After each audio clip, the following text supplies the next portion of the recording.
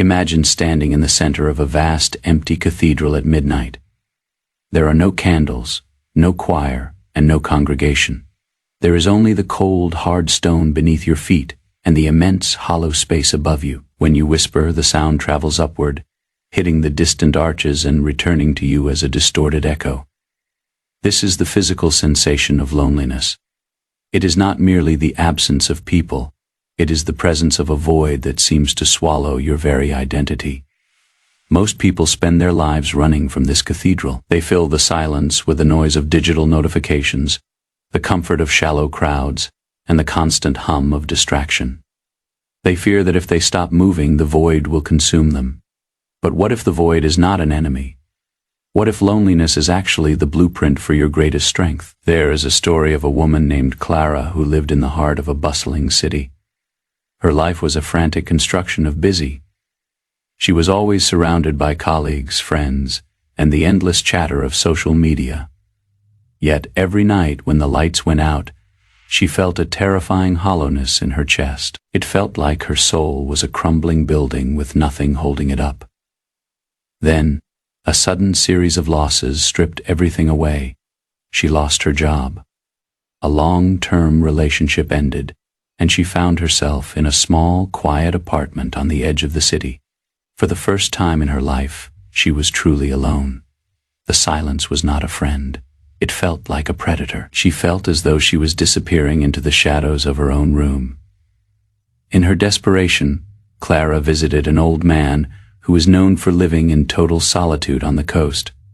He was a retired architect who now spent his days watching the tides. When Clara told him about the crushing weight of her loneliness, he didn't offer her comfort. Instead, he asked her a question. When you build a house, what is the most important part? Is it the walls or the space inside the walls? Clara replied that the walls provide the protection.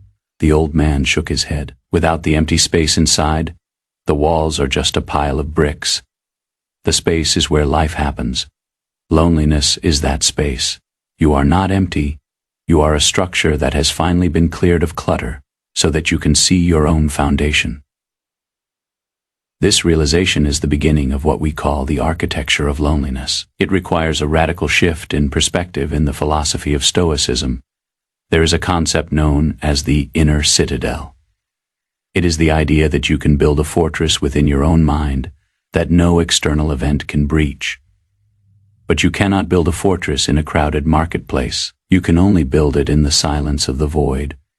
When Clara began to accept her solitude, she stopped trying to fill the room with noise. She practiced the discipline of sitting in the dark, listening to the rhythm of her own breathing. She realized that most of her life had been lived for others. Her walls were built according to the blueprints of society, not her own soul. As she embraced the silence, Clara noticed something strange. The fear began to transform into a quiet power. She was no longer waiting for someone to call or for the world to validate her existence. She was learning the art of self-sovereignty. This is the moment of letting go, releasing the desperate need for external connection as a way to prove you are alive. In the void, she found her true values.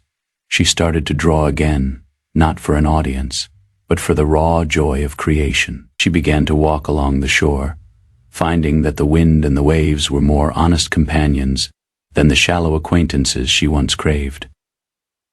The void of loneliness is where the ego goes to die and the true self goes to be born.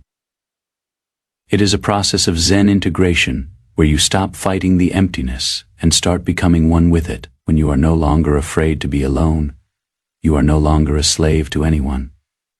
You gain a level of control that is unshakable. You realize that you are the architect, the builder, and the inhabitant of your own life. Your loneliness is not a defect.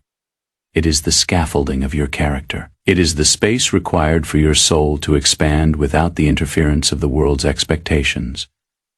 If you are currently in that dark, quiet cathedral, do not rush for the exit. Do not turn on the lights just to hide from the shadows. Sit in the center of the room. Feel the immensity of the space. Understand that the echoes you hear are simply the parts of yourself calling out to be recognized. The void is not there to swallow you. It is there to give you room to grow. You are building something permanent.